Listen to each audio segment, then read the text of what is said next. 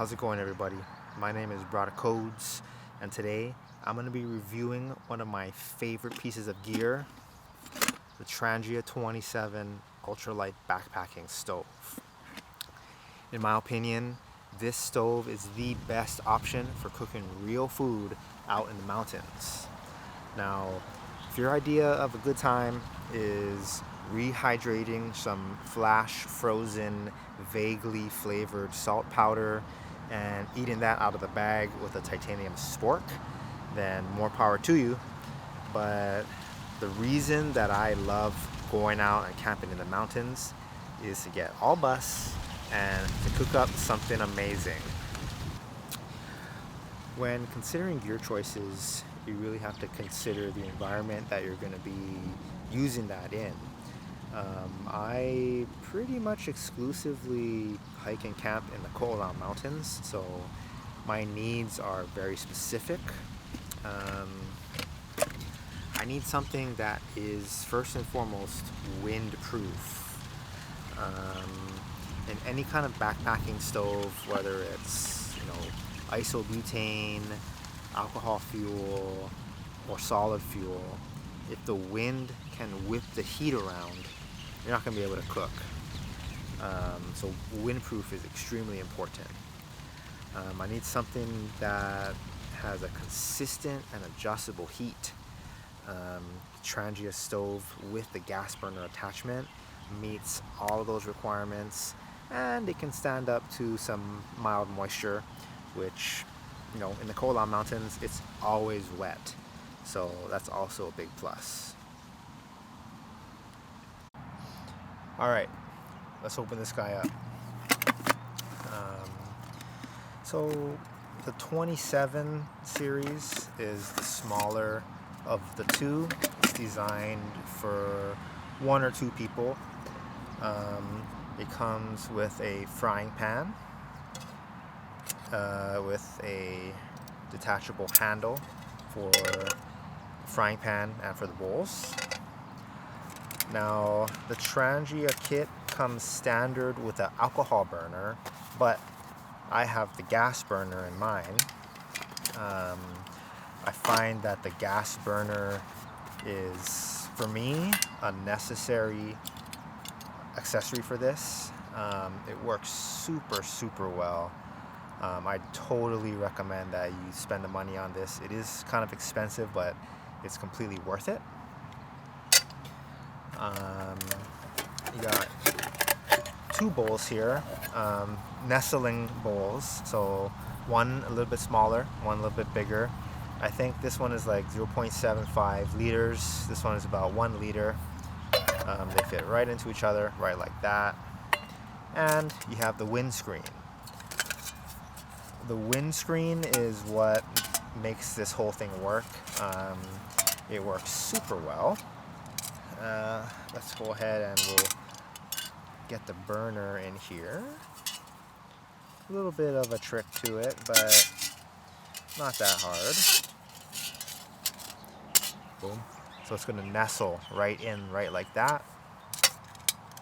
The top goes on, like so. There we go. Now, if you're cooking on the frying pan, which I have done before, it's perfectly serviceable, kind of small. Frying pan sits on top of the arms when they're out. Pretty straightforward. Now, I don't really use this anymore. I use a GSI Pinnacle fry pan. Super good. I'm going to do a review on that later. But if the lightest possible weight is your goal, then this fry pan works perfectly. Now, the bowls, to use them, you got to flip these arms down, and the bowls sit recessed into the windscreen really close to the heat source. So it really maximizes the efficiency of your fuel.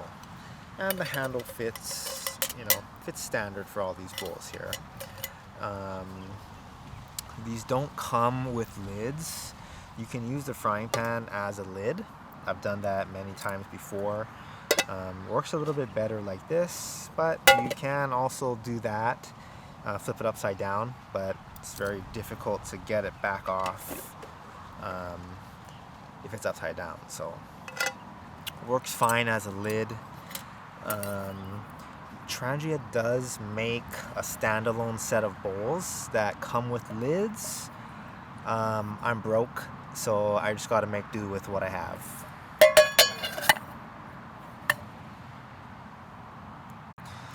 So when I'm using this stove, I'm usually either using the GSI Pinnacle fry pan or the Trangia 2.5 liter billy pot.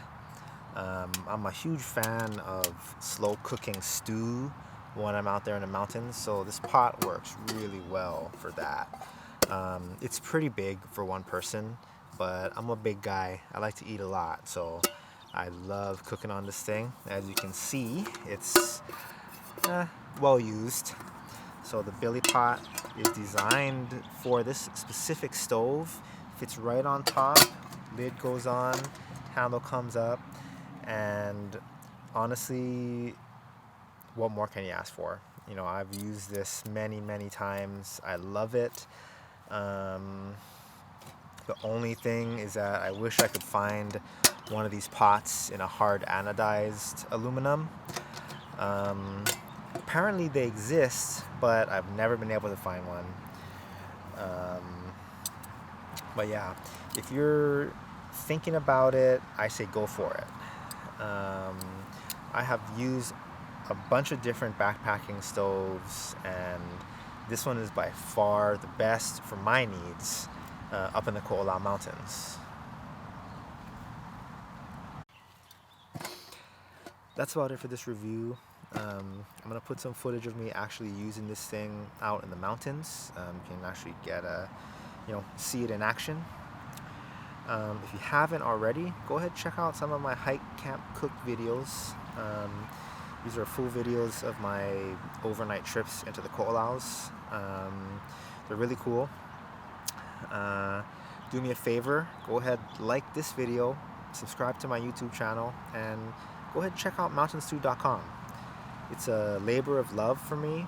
I have all kind of videos on there. I've got full trip videos, I've got trip reports, gear reviews, blog posts, recipes.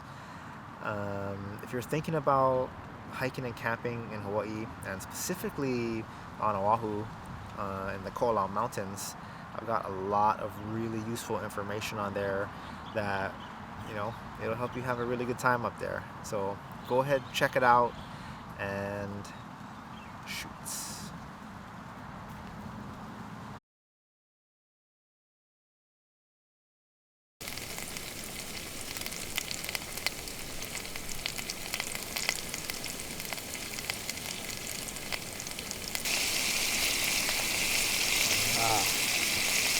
You could smell this right now. Oh my goodness.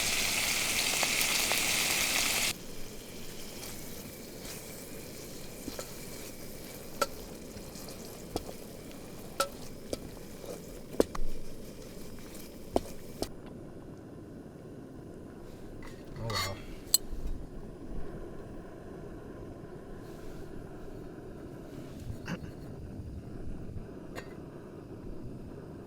It's for my rice.